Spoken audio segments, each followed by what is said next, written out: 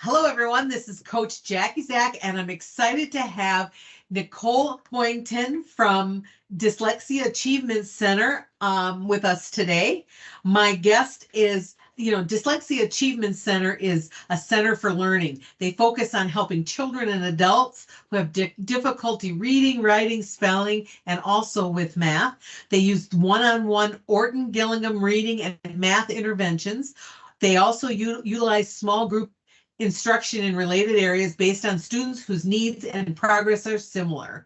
So, Nicole, what's unique about you is that you love to learn and would be in classes forever if you could. That's fabulous.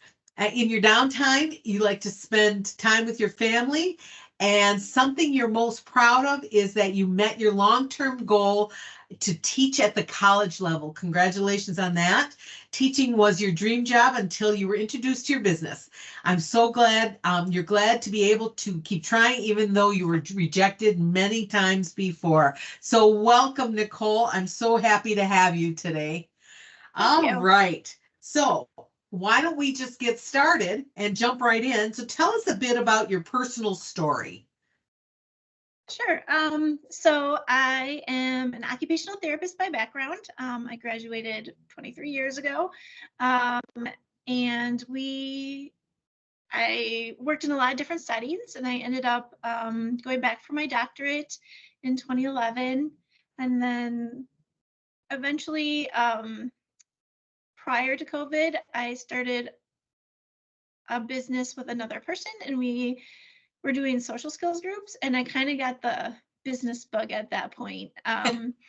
So because of COVID, we kind of split and decided not to do that anymore. And then I took my daughter to be tested for dyslexia, and I found the Dyslexia Achievement Center.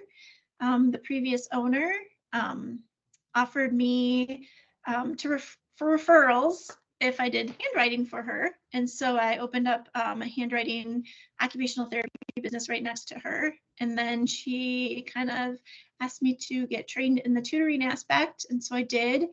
And then she wanted to retire. So I ended up being the new owner. So What a great story. So what's a funny story your family tells about you, if you'd be willing to share? I think there's not really a lot, but I think they think it's funny that I have never been able to smell. And so they always tease me because like I can be in any room and things can be happening and I don't know. Well, that's interesting. So, you just talked a little bit about how your business came to be, and but at what point did you feel the confidence that you could run your own business?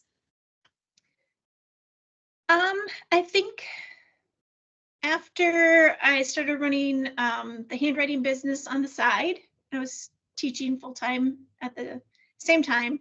And then just the encouragement I got from the previous owner, from my husband, other people that I knew, and honestly, the passion of I think every person should be able to read if they want to. And after some people being negative about my daughter being able to read, I did not want that to happen to other families. That's lovely. I mean, I bet huge need out there, and so I'm so happy that you have a business that can help families with the reading and math and things like that. That's awesome. So tell us a little bit more about your company. Sure. Currently, we are in 3 locations around Southeast Wisconsin. We have 8 interventionists and soon to be more. It's a long training period to be a dyslexia interventionist, so it does take us a while for training.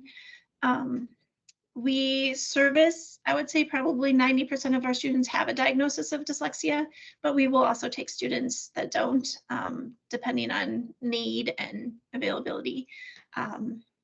Sometimes the intervention for dyslexia works for other reading concerns too, so that's why we can take a variety of students. So we also have like a handwriting group and an executive functioning group.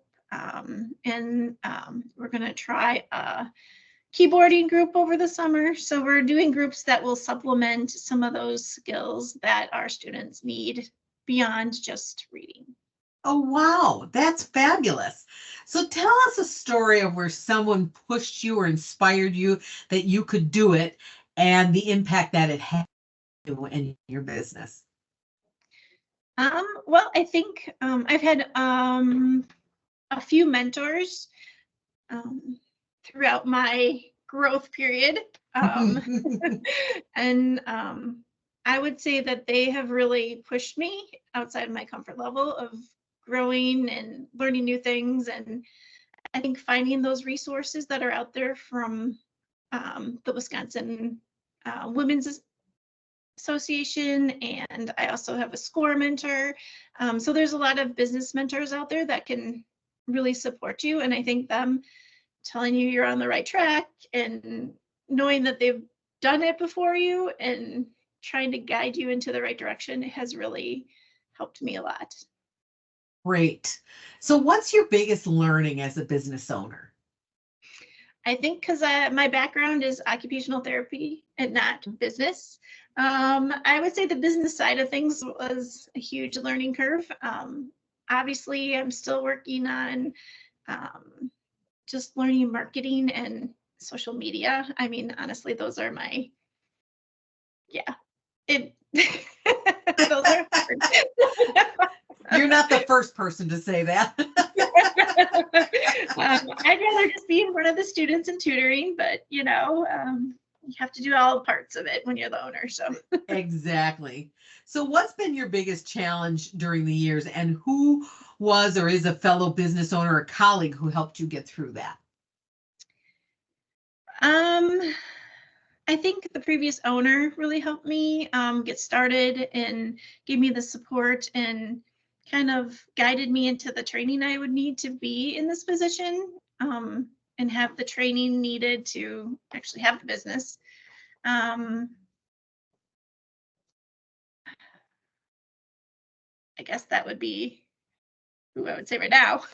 Okay, perfect. So if you had to pick 3 people in your business owner journey that you are most grateful for being there for your business growth, who are they?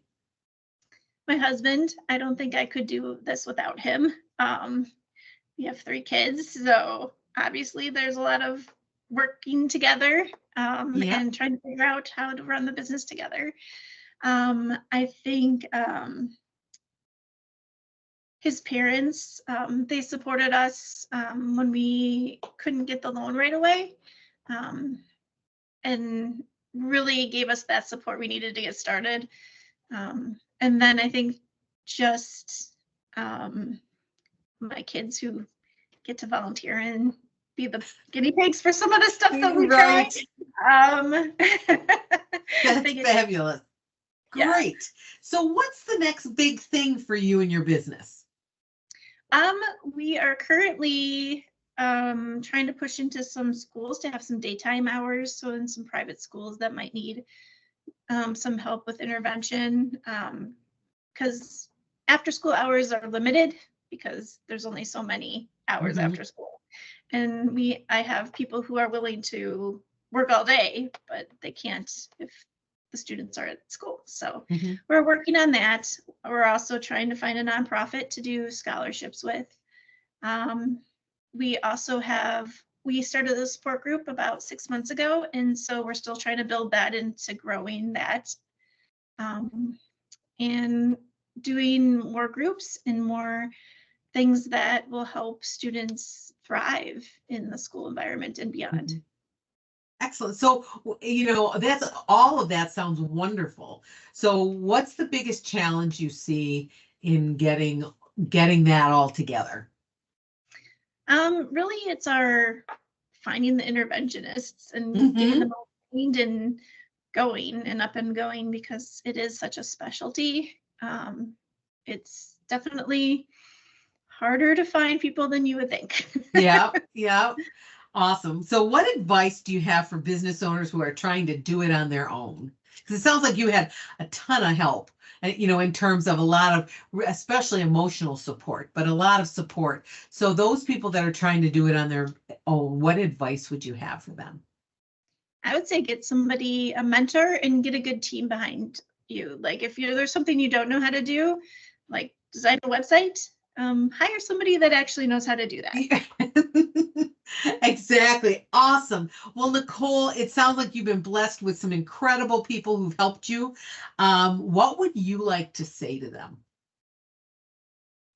Thank you for everything. And I love being on this journey with everyone because it's definitely been a journey. And I love how we're growing and able to support so many families on our journey. Excellent. Well, Nicole, it was a pleasure to speak to you today. Thank you so much for being on the show. Thank you.